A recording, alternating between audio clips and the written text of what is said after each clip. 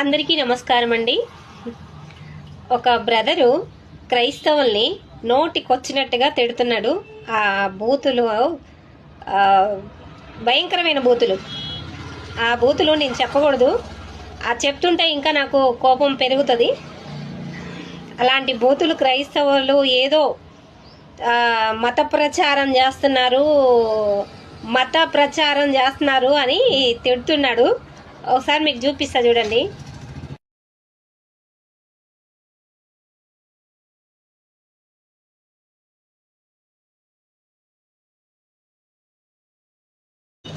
అలా క్రైస్తవులు ప్రజలకి మీరు చదవండి. దాని మీద ప్రభువు ఒక్కరిని కాదు ప్రేమించేది, అందరినీ ప్రేమిస్తాడు అని ఉంది.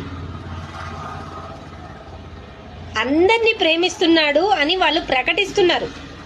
దేవుడు ఒక్కరిని ఇద్దరిని కాదు, కులాలు మతాలు అనేది లేదు, అందరినీ ప్రతి ఒక్కరిని ప్రభు ప్రేమిస్తున్నాడు అని వాళ్ళు ప్రకటిస్తున్నారు.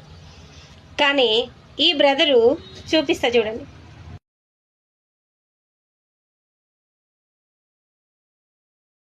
ఈ బ్రదరు మత ప్రచారం చేస్తున్నారు, మత ప్రచారం అని నోటికొచ్చినట్టు తిడుతున్నాడు వీడియోలో.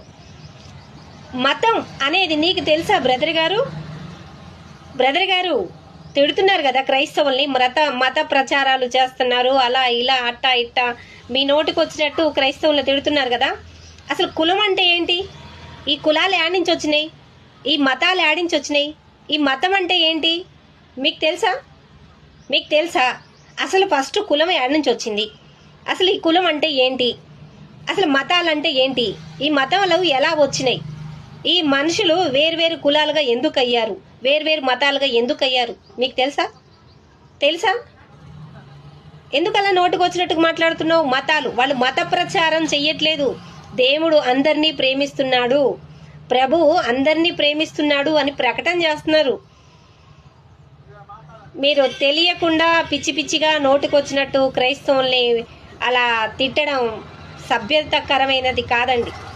తెలుసుకోండి, నిజమేదో అబద్ధమేదో, చీకటేదో వెలుతురేదో, సత్యమేదో అసత్యమేదో మీరు తెలుసుకొని మాట్లాడండి.